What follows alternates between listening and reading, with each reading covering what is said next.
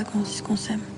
On vit ce qu'on vit et le jour où ce sera fini, pof, il disparaîtra comme une bulle qui éclate dans l'air. Philippe, on s'est pas vu pendant un moment, puis revu, puis revu. Bon, puis voilà, il m'a demandé de faire Sauvage Innocent, je crois, Tony. C'est ça. C'est très particulier parce qu'il m'a demandé de travailler au piano en direct à l'image, donc préparer les trucs bien sûr. Et c'était assez marrant. Et on a appris à se connaître et en fait, je crois qu'on a évolué tous les deux, l'un par rapport à l'autre, j'entends. De telle façon, parce que moi j'ai fait des concessions, lui a dû en faire sûrement de son côté, pour arriver à ce film qui est une collaboration aboutie, je trouve, La Frontière de l'Aube, parce qu'il a intégré la musique de telle façon à ce qu'il a mis vraiment en valeur. Je comprends que tout d'un coup il aime beaucoup la musique, en général, pas seulement la mienne, j'entends. Et je crois qu'il a beaucoup aimé ce que j'avais fait, et moi j'ai beaucoup aimé travailler sur ce film-là, justement. Même, voilà. Et les autres ont été sur le même principe, à l'image? Oui, sur le même principe. Alors, celui qui me paraît le plus beau, c'est Les Amants Réguliers. Est-ce que c'est parce que ça parle de mes 20 ans, 68, tout ça, j'en sais rien.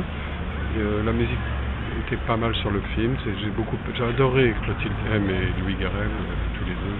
C'est des comédiens extravagants, quoi.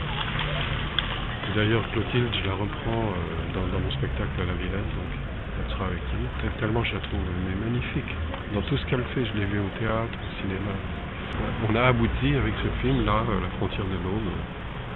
Et pour la première fois avec Philippe, on a travaillé avec un violon solo. C'était très compliqué pour moi parce que je voulais pas faire de la musique romantique. Vous voyez, le violon, ça fait tout de suite mélodique, la main sur le cœur, enfin des machins comme ça. Et j'ai essayé d'écrire le violon de telle façon à ce que ce soit très abrupt, tout en double corde, parce que quand on joue deux cordes d'un seul coup avec un archer, ça racle un peu, ça a un côté un peu brut ou à rame, vous voyez. Pour traduire la violence des sentiments, et en même temps la tendresse, accompagnée par le piano. Je voulais te reprendre.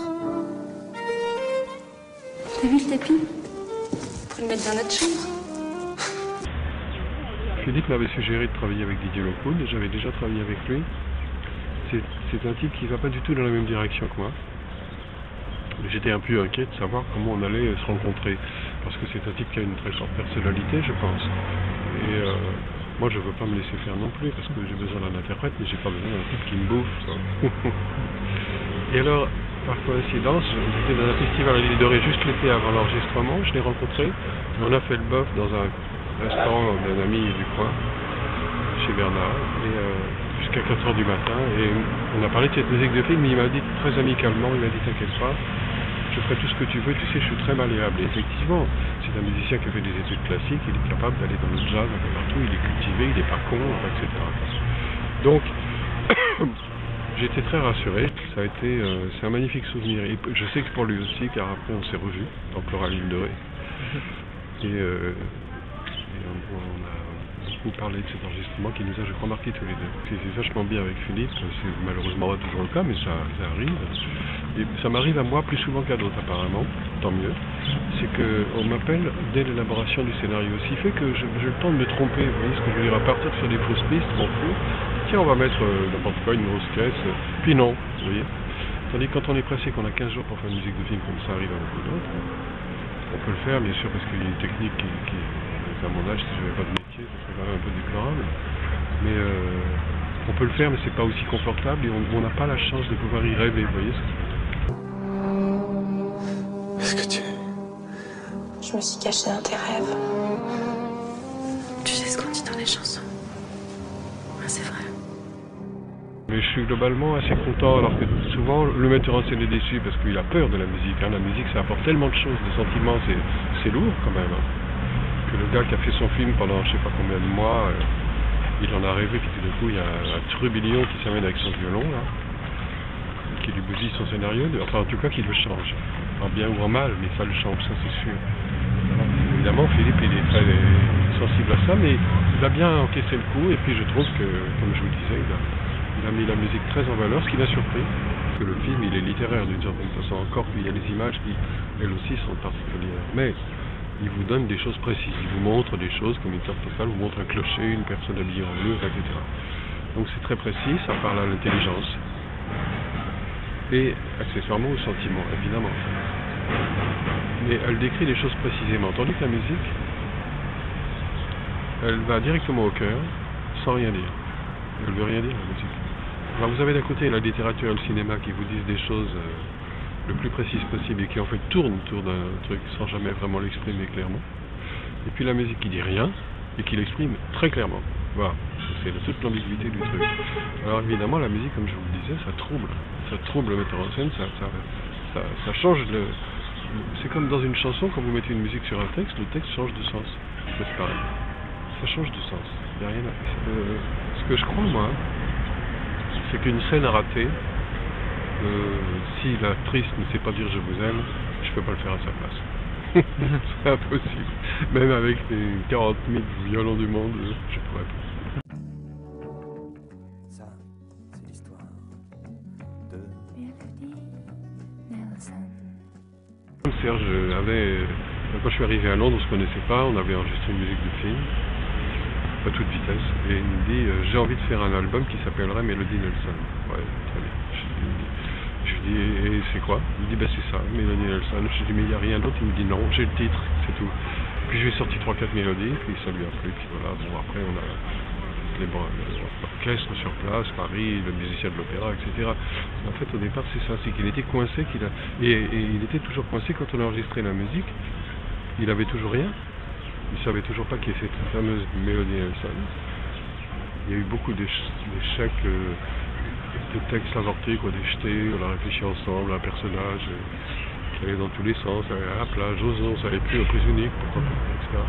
Et puis c'est devenu quelque chose de... Il a resserré, les textes sont arrivés, mais quelques mois après, bien après, les enregistrements, tout fini, j'entends. Voilà, c'est un peu le contraire de ce qui se passe d'habitude.